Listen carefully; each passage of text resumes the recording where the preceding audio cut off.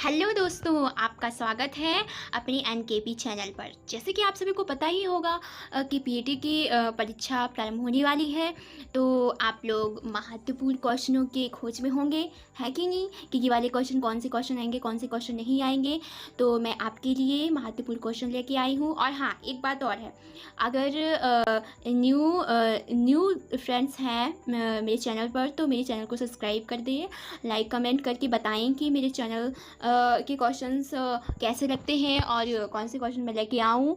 तो आप लोग मुझे कमेंट करके बता सकते हैं और इस चैनल और इसको शेयर करें ज़्यादा से ज़्यादा, जिससे कि आपको तो जानकारी मिलती ही है, आपके द्वारा आपके दोस्तों को भी जानकारी मिल सके। इसीलिए ज़्यादा से ज़्यादा शेयर करें एंड लाइक कमेंट करके ज़रूर बताएं कि आपको मेरे प्रश्न कैसे लगते हैं और आपको और भी कौन कौन से क्या चाहिए पीडीएफ वगैरह, तो आप लोग बता सकते हैं, ठीक है।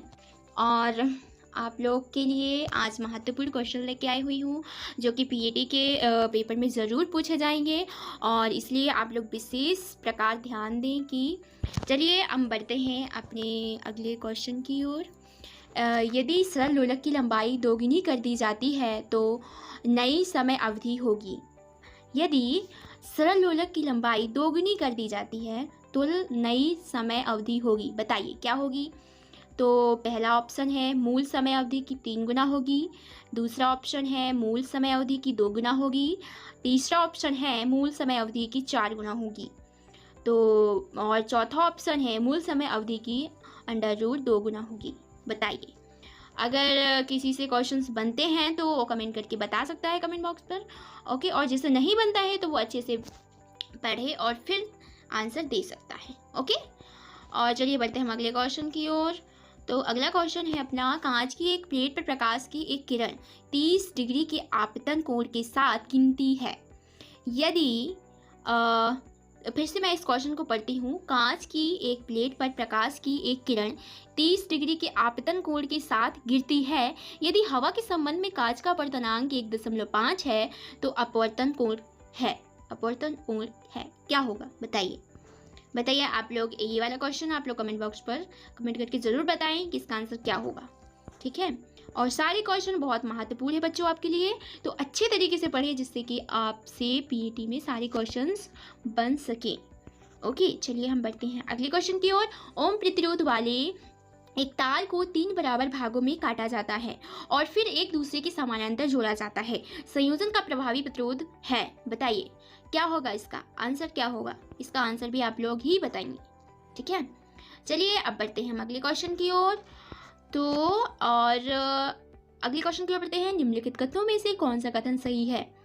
बताइए कौन सा कथन सही है। तो पहला है ऑप्शन, परमाणु द्रव्यमान प्रोटॉन की संख्या के समान होता है। दूसरा, समस्थानिक के भिन्न परमाणु क्रमांक होते हैं लेकिन द्रव्यमान संख्या समान होती है। तीसरा है, जे जे थॉमस द्वारा परमाणु के नाभिकीय मॉडल को प्रस्तावित किया गया था। कि चौथा है, एक प्रोटॉन का द्रव्यमान लगभग 1 इलेक्ट्रॉन का 2000 गुना होता है। बताइए कौन सा ऑप्शन करेक्ट होगा। वैसे आप लोगों ने ये वाला क्वेश्चन जो है दिया हुआ है तो आप लोगों ने पहले पढ़ा होगा, तो क्योंकि 11th-12th में तो ये क्वेश्चन है, ठीक है। और हाँ, एक क्वेश्चन और है, प्रोटॉन की खोज किसने की थी, इलेक्ट्रॉन की खोज किसने की थी। ये 2 क्वेश्चंस आप लोग कमेंट करके ज़रूर बताएं। और इसका आंसर होगा, एक प्रोटॉन का द्रव्यमान लगभग इलेक्ट्रॉन का 2000 गुना होगा, ठीक है। चलिए हम बढ़ते हैं अगले क्वेश्चन की ओर। तो अगला क्वेश्चन है अपना, कणों के बारे में निम्नलिखित में से कौन सा कथन सही है। बताइए कणों के बारे में निम्नलिखित में से कौन सा कथन सही है। तो पहला है, कैथोड किरणों के कणों में कोई द्रव्यमान और आवेश नहीं होता है। दूसरा है, कैथोड किरणों के कणों में केवल आवेश होता है। और तीसरा है, कैथोड किरणों के कणों में केवल द्रव्यमान होता है। और चौथा है, कैथोड किरणों के कणों में द्रव्यमान और आवेश दोनों होते हैं। तो बताइए, अगर आपको पता है चारों में से कौन सा ऑप्शन करेक्ट है तो आप लोग कमेंट करके बता सकते हैं कि कौन सा ऑप्शन करेक्ट है, ओके दोस्तों। और जो मैं बताती हूँ ध्यानपूर्वक पढ़ें। वैसे देखो दिया है सारा, लेकिन मैं फिर भी आप लोग को बोल बोल के बताती हूँ, इसीलिए बताती हूँ ताकि आपका रिवाइज हो सके। और ये टेस्ट टाइप का है, टेस्ट टाइप समझ करके ही इसको पढ़ें, ताकि जब आप टेस्ट टाइप का समझ के पढ़ते हैं ना तो आपका नॉलेज बढ़ता जाता है, ठीक है। और ऐसे तो आप स्क्रॉल करके देखते जाएंगे तो इससे कुछ नहीं होने वाला, ठीक है। जो देखते हैं उसे माइंड पर बिठा लें, ठीक है, और अच्छी तरह से पढ़ें ताकि आपको एक बार में ही याद हो जाए। और अगला क्वेश्चन है, कार्बन परमाणु में न्यूक्लियनों की संख्या क्या है, बताइए। कार्बन परमाणु में न्यूक्लियनों की संख्या क्या होती है, बताइए दोस्तों, बताइए क्या होगा, जल्दी बताइए, क्योंकि ये क्वेश्चन तो 11th-12 में मैंने देखा है। ठीक है, अब आप बता सकते हैं कि इसका आंसर क्या होगा, बताइए जल्दी। चलो मैं आप लोग को विकल्प बता देती हूँ। पहला है 12, दूसरा है 4, तीसरा है 6, चौथा है 8। अब बताइए इनमें से कौन सा होगा। अगर किसी बच्चे को पता है तो वो कमेंट करके बता सकता है कि इसका आंसर क्या होगा। ठीक है, और इसका करेक्ट आंसर है 12। ठीक है, कार्बन परमाणु में न्यूक्लियनों की संख्या होती है 12। ठीक है, चलिए अगले क्वेश्चन की ओर बढ़ते हैं हम। तो अगला क्वेश्चन है अपना, बोर मॉडल के अनुसार नाइट्रोजन का सही इलेक्ट्रॉनिक विन्यास क्या है, बताइए क्या होगा इलेक्ट्रॉनिक विन्यास। और बताइए बताइए जल्दी जल्दी।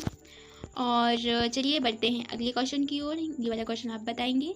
और चलिए बढ़ते हैं, हीलियम परमाणु के अपनी रासायनिक संयोजन कोश में 2 इलेक्ट्रॉन होते हैं, इसकी संयोजकता होगी, बताइए कितनी होगी इसकी संयोजकता, बताइए जल्दी बताइए। जिसको पता है कमेंट बॉक्स में बता सकता है, और जिसको नहीं पता है तो वो अच्छे से पढ़ करके फिर बताए।